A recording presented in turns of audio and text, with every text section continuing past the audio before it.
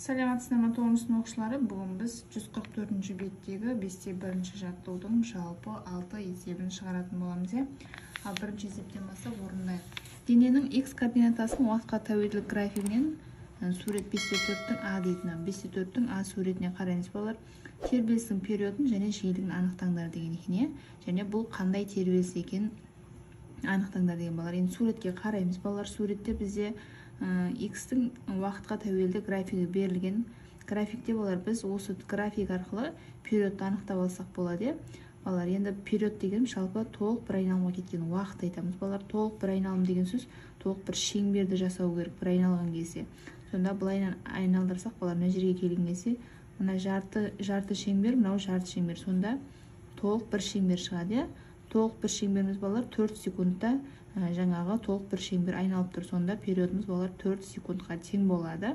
Жиілігіміз периодқа кері шама, сол период арқылы жиілікті тауып аламыз. Ал бұл қандай тербеліс дегенде балалар тақырыпта өткенбіз. Бұл гармониялық тербеліс, синусоидалық гармониялық тербеліс. Ал балалар, периодымызды жазып алдым. Мен жиілігіміз периодқа кері шама, сонда бірді периодқа бөлеміз балалар. Бірді 4 секундқа бөлетін болсақ 0,125 герц шығады балалар. Енді сұрақ түрінде берілген, жауап ретінде жазамыз балалар. Бұл гармониялық тербеліс. Гармоникалық десек те болады.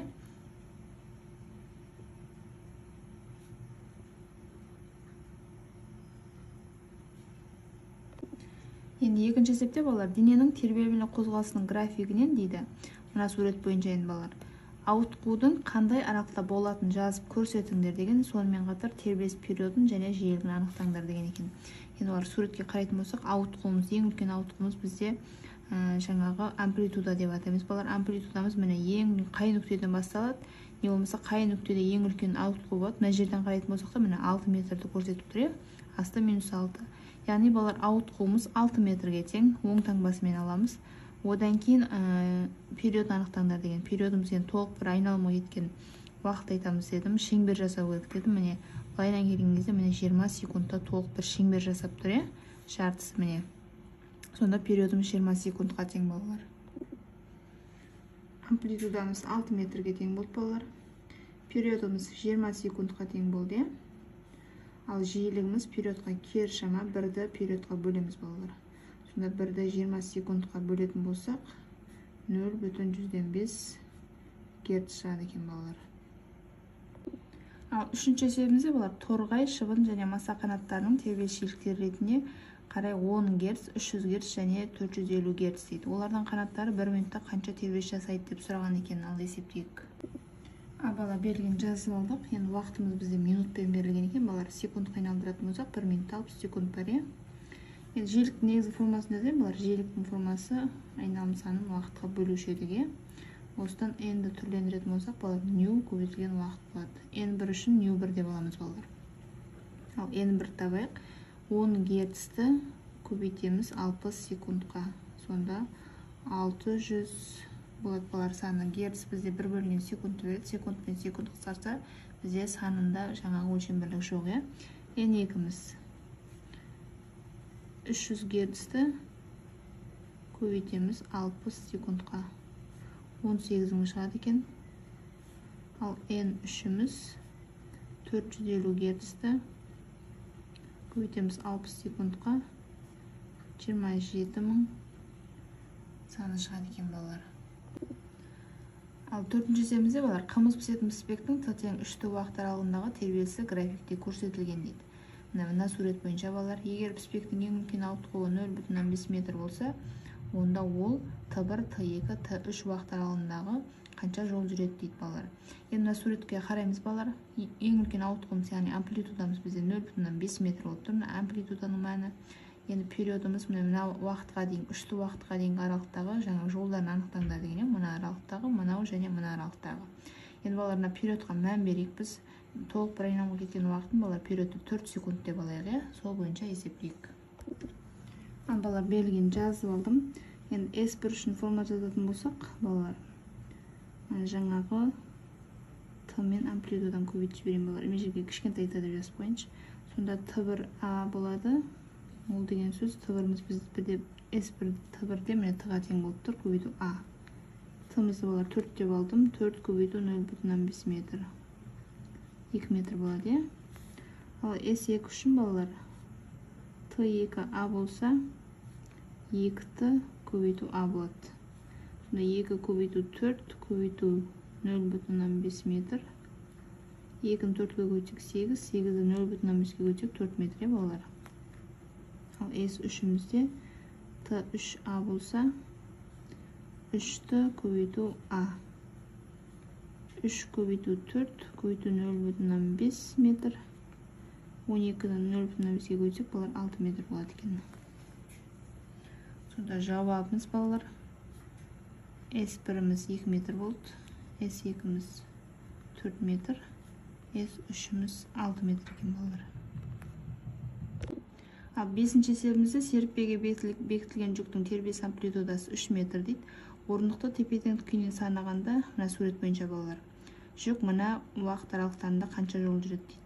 Т1, Т2, Т3, Т бөлінген 4, период бөлінген 2, 3Т бөлінген 4 дейді. Және Т бүтін сан. Балалар берілген жазып алды. Енді бұл жерде Т-мызды 4-ке тең деп алдым балалар. Енді жаңағыдай формуласын жазатын болсақ, S1 үшін Т1 А деп алайын. Т1-іміз бізде Т бөлінген 4 болып тұр, е? Көбейту А. Сонда 4 бөлінген 4 көбейту 3 сантиметр.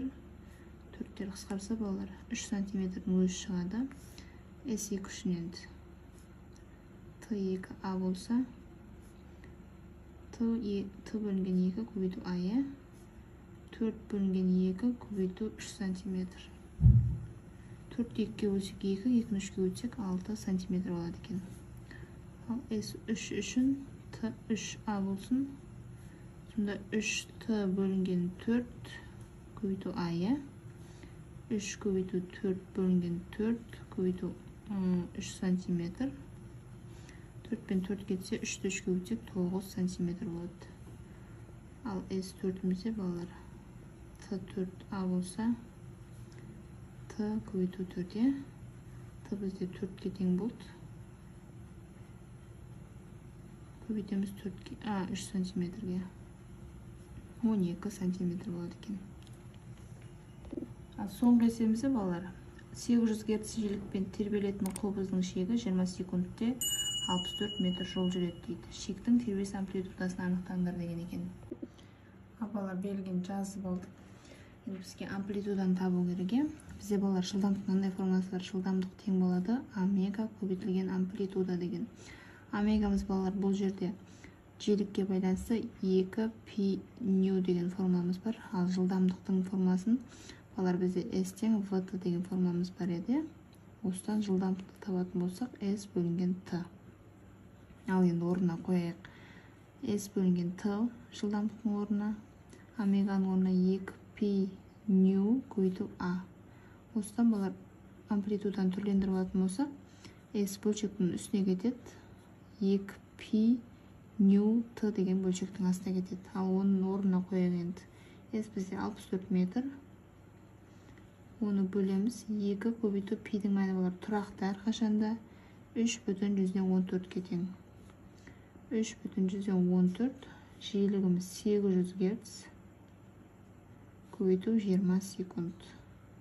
Ал балалар калькуляторға салып есептейтін болсаңыздар, бізде 0,10 6 метр шығады екен. Енді балалар бұны миллиметрге айналдыратын болсақ, мыңға көбейтеміз. 1, 2, 3, 4 жыл жейді. Сонда 0,16 миллиметр шығады.